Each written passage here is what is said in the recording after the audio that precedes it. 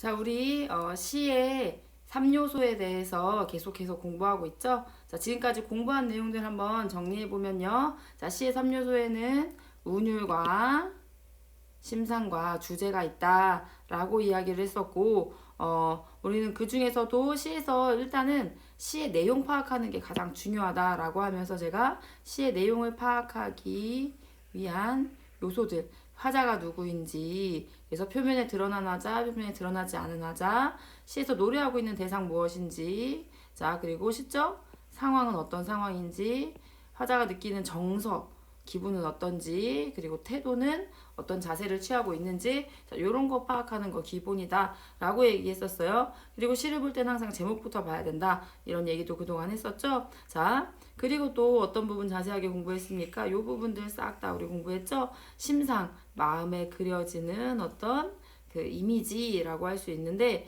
자, 그것들을 우리 감각적 심상으로 이렇게 얘기해 볼 수 있고, 다른 것은 여러분 시각이 먼저 알면 알 수 있으니까. 그런데 특별히 공감각적 심상은 감각의 전이가 일어나는 거다라고 했었고, 동적 이미지, 정적 이미지에 대한 부분들도, 자, 움직임이 있느냐, 움직임이 아주 강하게 있어.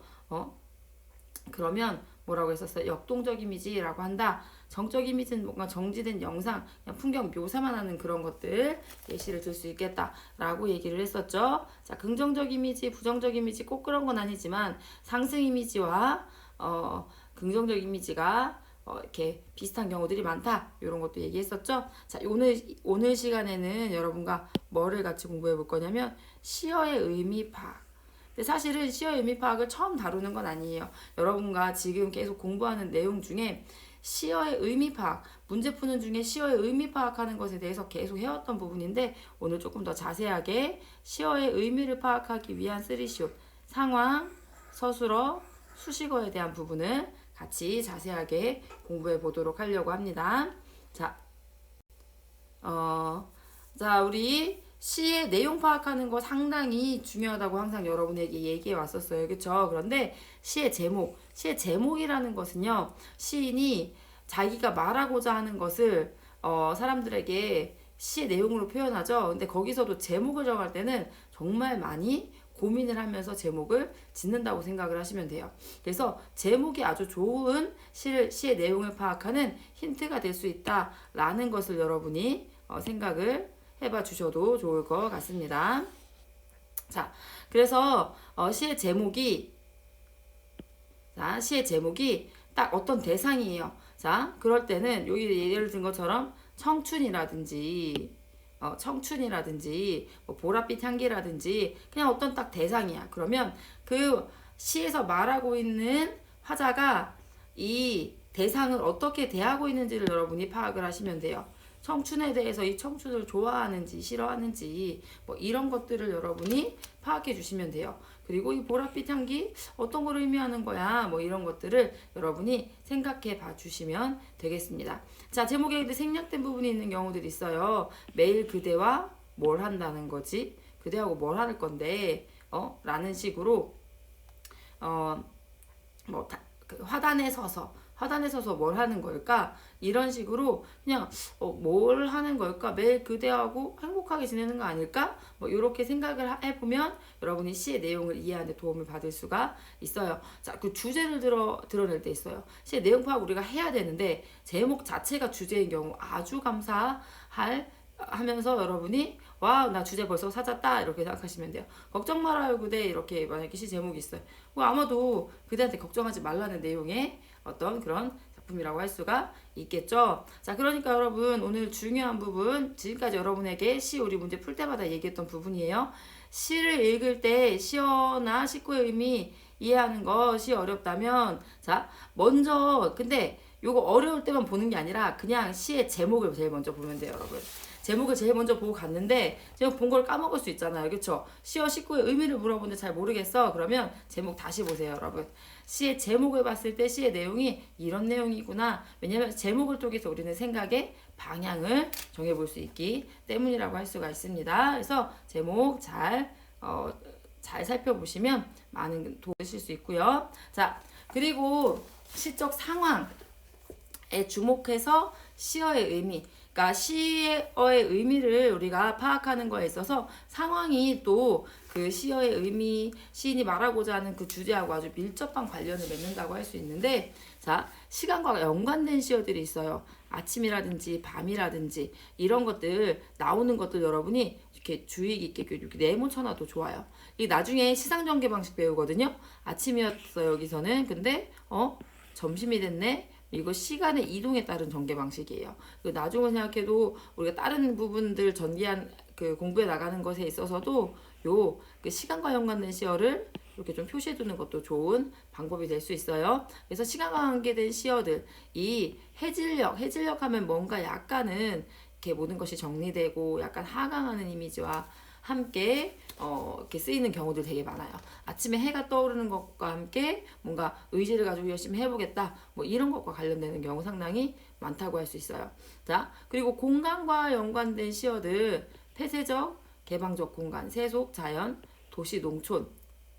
그래서 이 공간과 관련된 부분들도 여러분이 요거를 통해서도 얻을 수 있는 게 상당히 많다는 거. 그래서 요 부분도 주의해서 보시면 좋고요. 자, 그리고 작품 내 특수한 상황, 특정 대상에게 어떤 인상이나 느낌을 받는 순간, 자, 요게 작품 내 안에 지금 어떤 상황을 얘기하고 있는지, 시간, 공간 다 살피지만 작품 내에서 지금 어떤 상황인지, 이 사람이 지금 우리가 지금 시를 쓴다면 검정고시를 앞두고 있는 상황에서의 나의 어떤 감정이나 이런 거 쓸 수 있겠죠. 이런 식으로 작품에서 말하고 있는 특수한 상황 찾아보면 좋고요. 자, 시어나 식구의 의미를 파악할 때 바탕이 되는 것이 바로 시적 상황입니다. 상황.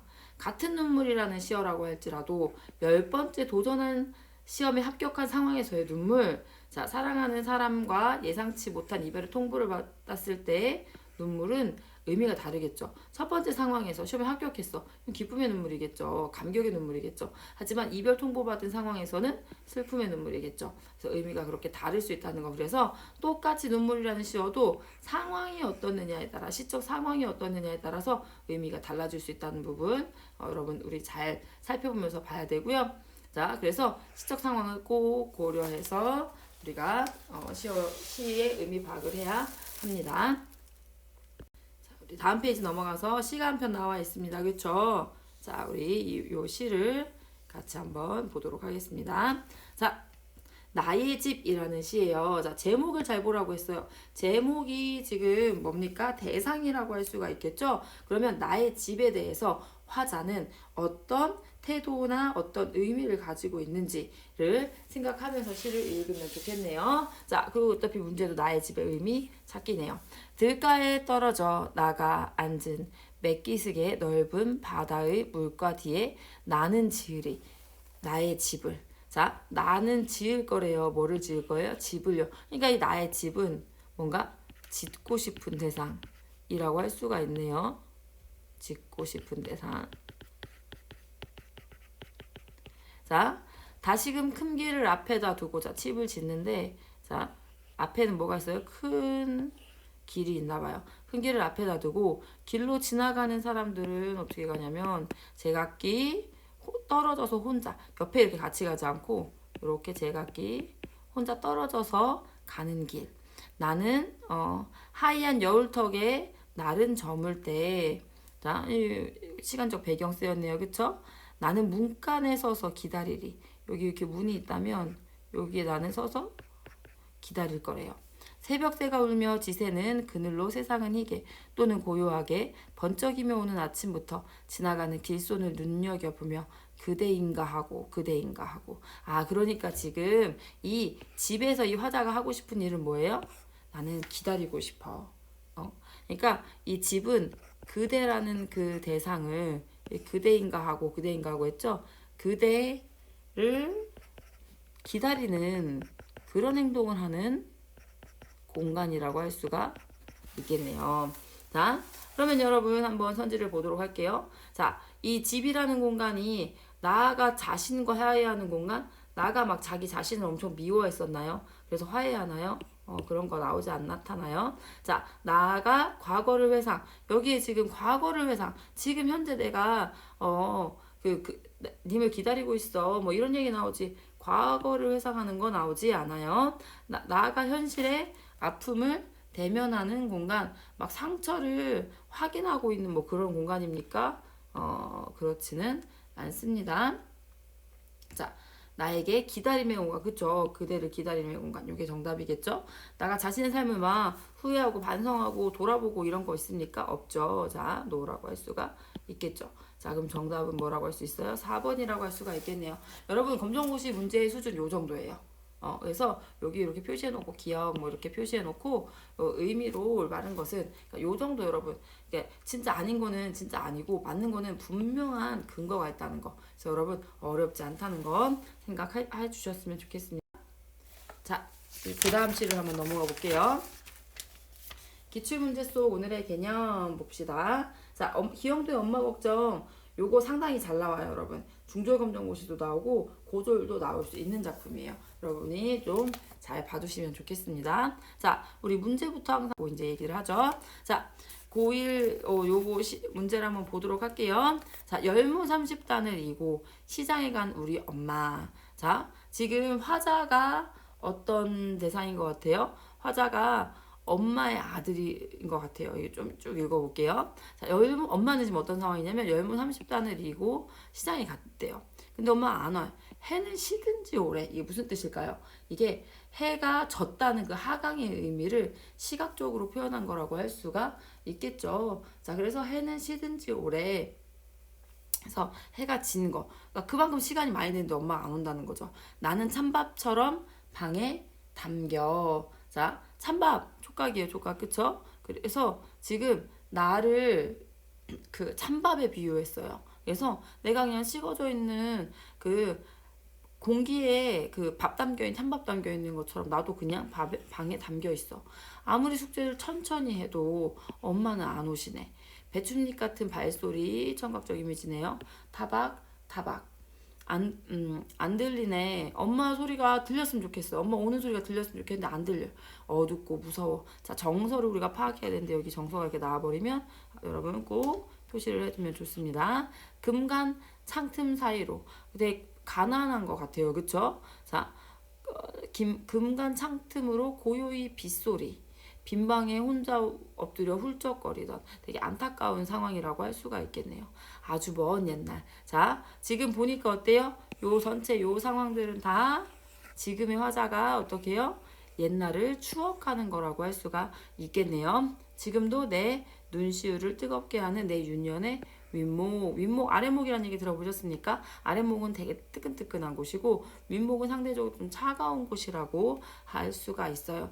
내 어린 시절에 슬펐던 시간들 뭐 이런 의미로 쓰인 거라고 할 수가 있겠죠, 여러분. 자, 그러면 문제를 한번 보도록 하겠습니다. 뭐라고 하죠, 제가? 자, 여기 보면 시 창작 수업인데, 자, 여기서 시 창작 수업에 선생님이 얘기를 해요. 시를 창작할 때 시어를 잘 선택하여서 하는 것이 중요하다. 어떤 시어를 사용하느냐에 따라 시의 느낌이 달라진다. 시인이 시를 창작하는 과정에서 아래의 괄호 아래에 있는 두 개의 시어 중 하나를 선택하는 상황이라고 생각해보자. 자, 어떤 시어를 선택하느냐에 따라서 어떻게 의미가 달라지는지를 한번 보자. 자, 여기 열무 단을이고 했을 때랑 30단을이고 했을 때 어떤 차이가 있을까? 30이라고 이제 그 수치를 표현해 주는 것을 통해서 삶의 무게가 부각되는, 그쵸? 30단, 열무 30단을 이고 간다. 엄마가 진짜 쉽지 않겠다. 라는 그런 부각되는 효과를 주는 거 아주 좋은 선지네요. 자, 아무리 천천히 숙제를 해도 빨리 숙제를 하는 게 아니라 천천히 해. 뭔가 하고 싶은 게 있으면 하고 싶은 게 있어. 밖에 나가 놀고 싶어서 빨리 숙제를 하는 게 아니라 천천히 숙제를 해요. 왜요? 엄마가 늦게 올 거거든. 엄마는 항상 늦게 왔거든요. 그러니까 어떻게 해요?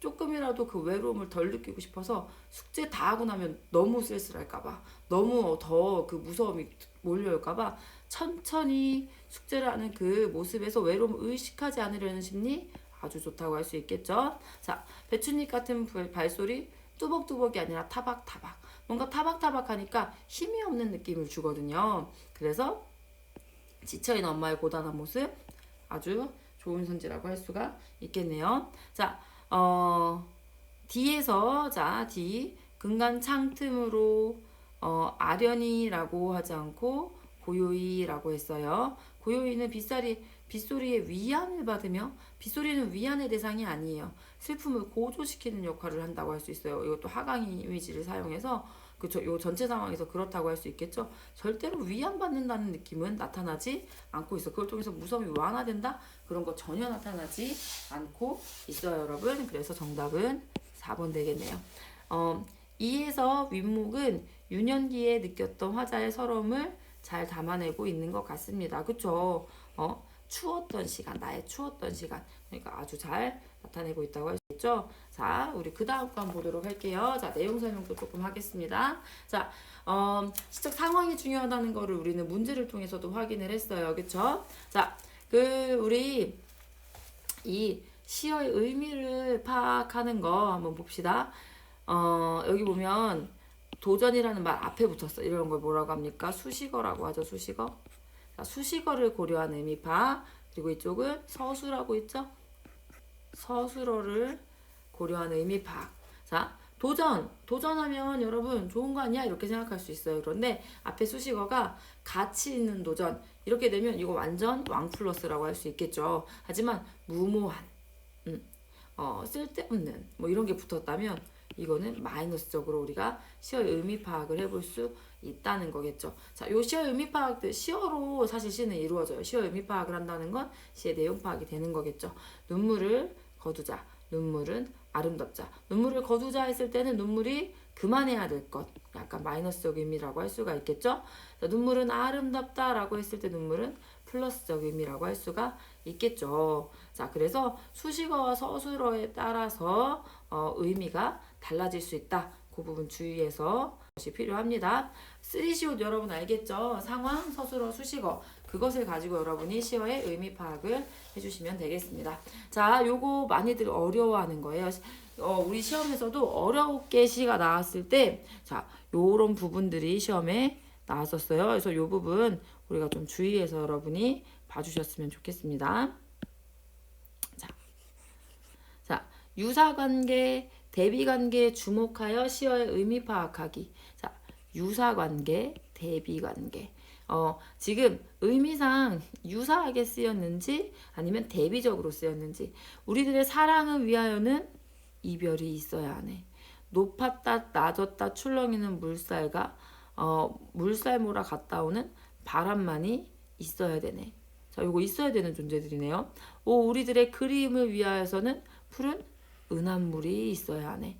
돌아서는 갈 수 없는 오롯한 이 자리에 불타는 홀몸만 있어야 하네. 그러니까 지금 요 네 대상들은 다 뭐예요? 있어야 하는 대상이라고 할 수가 있겠죠. 뭔가 시 속 안에서 반복되는 동일한 구조가 있어요. 그렇죠? 뭐뭐가 있어야 해요. 뭐뭐가 있어야 해요. 여기에 들어가는 것들이 지금 밑줄 쳐놓은 것들이라고 할 수가 있겠죠. 자, 이렇게 같은 구조 안에서 이 시에서 이 견우의 노래에서 계속 있어야 해, 있어야 해, 있어야 하는 것은 의미가 유사하다고 할 수가 있습니다, 여러분.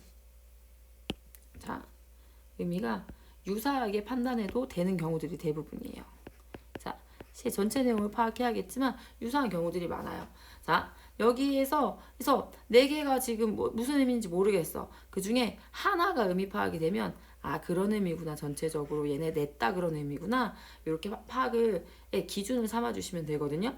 여기 은한물이라는 게 사랑하는 사람 사이를 갈라놓은 장애물의 의미예요. 자, 그러면 여기 있는 네 가지의 것들 이별, 바람, 은한물, 홀몸 그러니까 성숙한 그 사랑을 위해 반드시 있어야 할 어떤 실현 장애물 이게 쉬운 대상은 아니지만 이게 있을 때 진짜 성숙한 사랑을 할 수 있어. 이런 의미로 쓰인다는 거죠. 그래서 다 파악이 안 됐을지라도 요거 하나를 가지고 자, 나머지 의미를 파악할 수 있게 된다는 거 여러분 한번 같이 보시면 좋겠습니다. 자, 그래서 이런 통사 구조를 이제 힌트 삼아서 여러분이 또 시어의 의미 파악을 해주시는 것도 좋은 방법입니다.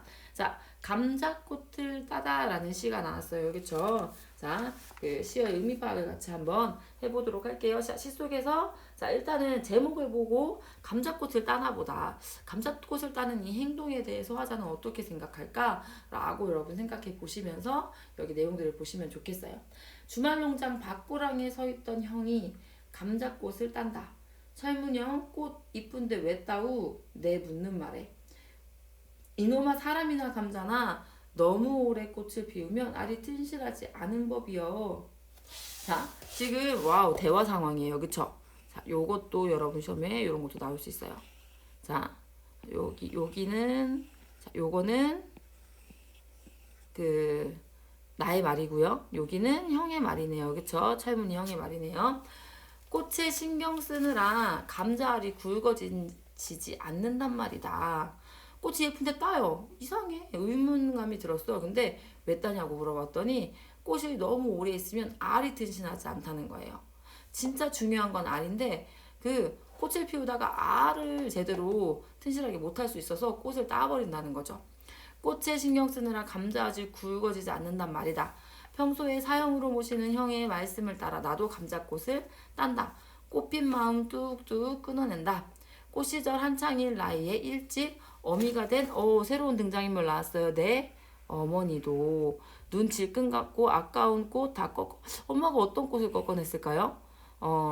무슨 얘기하는 거예요? 엄마가 젊을 때 여러 가지 할 수 있었겠지만 엄마가 나를 키우기 위해서 그 자녀들을 키우기 위해서 열매를 맺기 위해서 그거 꽃을 꺾어냈겠지. 밑에 보면 더 자세하게 확실하게 알 수 있어요. 여기까지도 몰라도 괜찮아요. 조카애가 생기고 나서 누이도 그 자기 여자 형제도 어떻게 하냐면 화장품값 옷값 말없이 줄여갔으리라. 그러니까 이게 다 뭐예요? 꽃 피우기 위해서 필요한 것들을 다 줄여갔다는 거죠. 왜? 조카애를 위해서.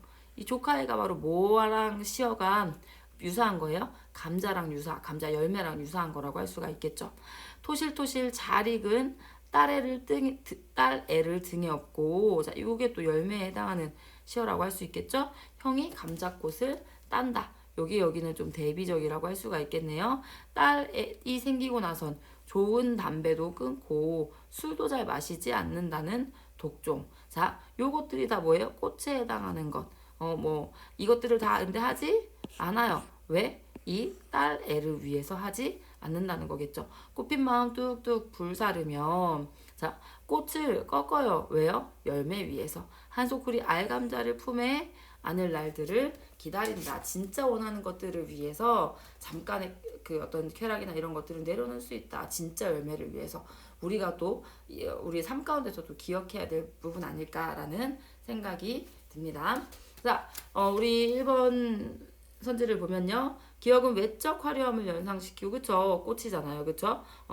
외적 화려함을 연상시키고, 리을, 알감자는 내적 충실함, 아주 좋은 선지네요. 자, 니은과 리을은 철문에게 애정어린 대상이다. 니은은 그 철문이 형 등에 업힌 딸애, 그리고 리을은 알감자니까 애정어린 대상이다. 아주 좋은 선지라고 할 수 있겠네요. 자, 기억은 절제해야 할 욕망이고, 리을은 추구해야 할 목표이다. 자, 기억은 절제해야 할 욕망이고 리을은 추구해야 할. 그쵸? 얘는 그 기억은 꽃인데 이건 좀 절제할 줄 알아야 된다는 거죠. 왜? 뭐를 위해서? 열매를 위해서. 추구해야 할 목표이다. 예스네요. 자, 기억과 니은 함축적 의미가 유사하다. 꽃과 그 딸애가 함축적 의미가 유사하며 동일한 분위기를 조성한다.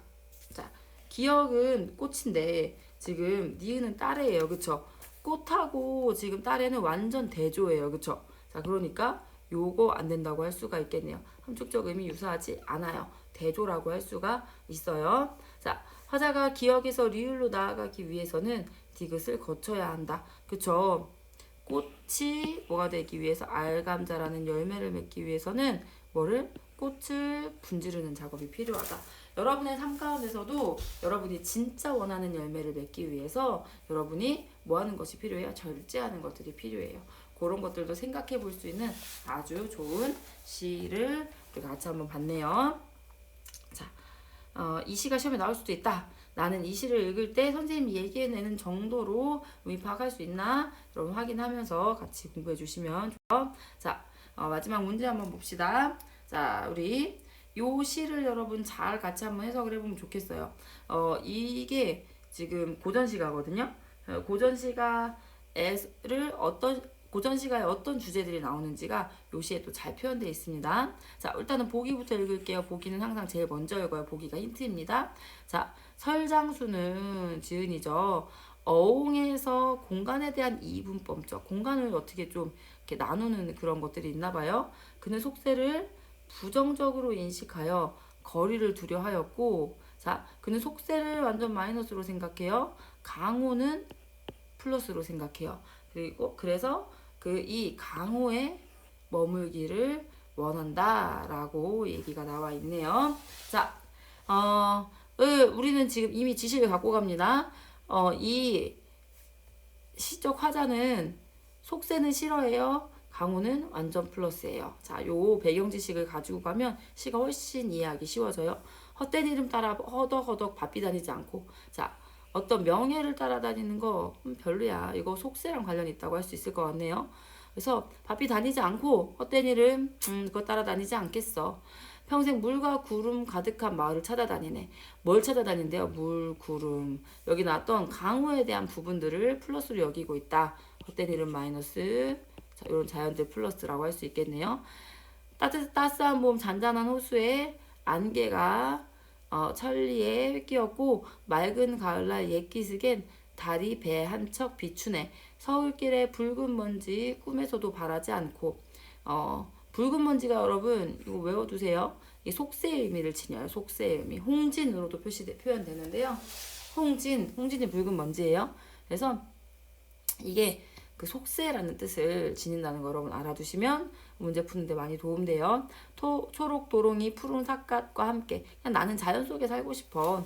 어기여차 노랫소리는 뱃사람의 흥치이니 세상에 옥당이 있다고 뭐 어떤 그 정부 기관이나 어떤 높은 자리가 있다고 어찌 부러워하려. 하나도 부럽지 않아. 난 부러워하지 않아. 난 자연 속에 살아가는 게 너무 좋아. 라고 얘기하고 있네요. 헛된 이름과 붉은 먼지는 속세하고 관련이 있다. 우리가 읽으면서 파악해낸 내용이네요.